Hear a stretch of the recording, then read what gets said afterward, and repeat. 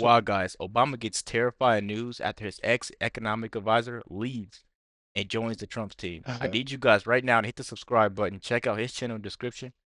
Let's get right to it. Well, there's a dark mood emerging among Democrats after their November election losses. One strategist telling the New York Times the party's brand is in the toilet, while Politico reports members of progressive focus group feel that the party is, quote, weak and overly focused on diversity and elites. Let's bring in Caroline Downey, National Review staff writer, and Robert Wolf, former economic advisor to President Obama, 32 Advisors founder and CEO, and a Fox News contributor. Caroline, Robert, thank you for being here. Thank you, Jackie. Thanks for having me. Thanks, guys. So building off of Aisha's report, I mean, the government funding debacle was really stunning to me in just noticing sort of the lack of coordination among the Democrats on the messaging. I mean, there were divisions within the Republican ranks exposed, and nobody seized on it like we saw in past times. Robert, what do you think of that? Well, I probably wouldn't say they're in disarray. I probably see it a little differently. One, the nation spoke. Incoming President Trump won all the swing states. So from a national perspective, there's no question his message on the economy and on immigration resonated. On the flip side, we kept the Senate in Wisconsin, Nevada, Arizona, and Michigan, and we picked up seats in Congress. So I think all these strategists and everyone yelling and screaming before even the inauguration begins, I think everyone should, take a chill pill.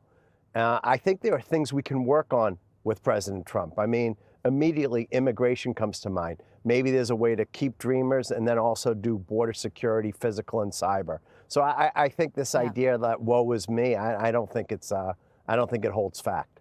Well, Carol. So real quick, guys, hit the subscribe button. I tell you, I used to be a Democrat. Me too. And so I quickly learned that Donald Trump cared about our economy. That part. I sit here and I think that they're turning into a party where it's like you have a kid or something like that. You're trying to teach him how to play a sport, but he's just incredibly uncoordinated. He doesn't know his left from right. He doesn't know to step first with his left. It's just they're becoming just a it show. I can't say the word on YouTube, but you live and you learn. But they just seem like that person, that group of people that just don't want to sit there and learn. Is not learning. They keep jumping over all these hurdles, but they're just not learning while they're getting these hurdles. And, I mean, and it's clear what the country wants. Yeah. Like we told you what we want, but they just doing what they want to do. Even when they had them budget hearings, they was only concerned about their personal pay and their personal little money. Like they were saying, they trying to put these money in these organizations that give them money, the pockets that they got to keep padding. Exactly. Let's keep going, guys. We don't want to pause it too much. Caroline, I mean, the party really is without an heir apparent after Biden leaves office. I mean, some could argue that Hakeem Jeffries is the most high-profile Democrat, but do you see him sort of shepherding the party writ large before another leader emerges? Well, if he does, I think that's a bad sign, Jackie. As my colleague Jim Garrity put it, the Democratic leaders like themselves just the way they are. They knew that voters were worried about the economy and illegal immigration headed into this election. They just didn't care. They were guided by a philosophy of no enemies to the left, which meant insane ideas like open borders, bail reform, defund the police, and no one stopped them to say, that's crazy. And in some cases, their policies have been literally lethal. You mentioned the recent subway murder earlier in your show, but it really shouldn't take a case like that or Laken Riley or Daniel Penny to make Democrats stop prioritizing illegal aliens and criminals over the tax-paying public. So the Democratic brand is broken down to its bones, Jackie. It's not a mere messaging problem. Well, the focus groups seem to agree with you. I mean, wrote in Politico, when asked to compare the Democratic Party to an animal, one participant compared the party to an ostrich because they've got their heads in the sand and are absolutely committed to their own ideas even when they're failing.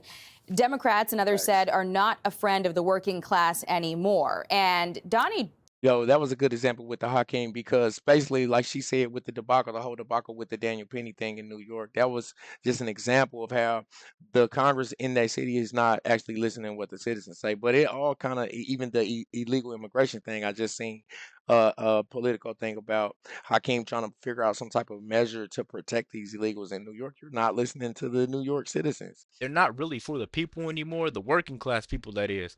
And this guy, Hakeem Jeffries, he's not a good look for the DNC. And this guy, Obama, he needs to leave the political force because he's just a has-been at this point, right? Let's keep going, guys. Make sure you hit that subscribe button. Deutsch seems to think it's going to take a transformational figure to come out of this hole. Ronald Reagan, Bill Clinton, Barack Obama, Donald Trump. They had and have the ability to turn to voters and say, I feel your pain, I'm going to solve your problem. It's the way a person communicates, how they connect. So we can talk all we want about policy, because I guarantee if you look up on the Democratic platform, it was all there. All the message was there. The Democrats need a transformational figure. They need that figure that can connect. Robert, do the Democrats have a transformational figure right now? Yeah, disappearing that. You know, I would say worrying about 2028 is a bit of premature. It's like with so many of these pundits, President Trump lives in their head rent-free. They wake up to him, they go to sleep to him. It's not just 2028, though, Robert. I mean, there's a lot that's going to happen between now and then. There's got to be a voice to respond to it, right? No, well, there's two different things. You have the midterms, and I would disagree with Caroline. I think Hakeem Jeffries is going to be able to lead the party in an incredibly positive way. I mean, if you look at what's happened, we've had Pelosi and Hakeem as the leaders. They've gone from Boehner, Ryan, McCarthy, Speaker Johnson, and now they're talking about getting rid of Speaker Johnson. So if there's a party in disarray over the last decade, we could have that debate. With respect to transformational, those are always the people at the top of the ticket. Like Donnie Deutsch said, it was Reagan and Obama and Clinton and Trump. And that happens at the presidential line. I feel pretty good what's going to happen in 26. As I said before, we picked up seats in Congress. We picked up a few of the swing states in the Senate where Trump won. So I'm not as concerned as everyone's yelling and screaming, you know, like I said, 20 days before the inauguration. Well, I don't know how, because Democrats typically are much more coordinated, right? Like they have, as a party, more of sort of a top-down message that everyone sort of sticks to and echoes. The Republicans, I mean, yes, to your point, there are many figures and they openly fight with each other a lot, but that's sort of what their brand is. And at the end of the day, I mean, you have Trump leading, you know, that side as a pretty strong force. Caroline, do you think that, you know, anyone comes to mind in terms of who could rise up in the Democratic Party? I mean, Kamala Harris seems to be fading. So guys, this is about over. I don't know why they're talking about the future when we're worried about now. 2028? Yeah. Come on, it's 3 years. It's gonna be somebody new that they pay and they give $1 billion to for a horrible campaign. In office. You know what I mean? Like, let us know what you guys think about the quick video. We talked majority throughout it, so please. Hey, but that was that dude Robert Fox. He was a Restart a Democrat. Yeah, you know. Because you wanted to talk. All right. Let's go. Make sure y'all hit that like. No. Just go with whatever you're about to say. All right, that guy, Robert Fox. You know, he was the Democrat economic advisor. So even he's so optimistic about trying to figure out a way to keep the illegals here, and even though they say that it's affecting our economy because they're taking over the jobs and accepting less money. He's trying to play both sides at this point. Can't play both sides. And that's not something that's going to win the game, man. These Democrats, man.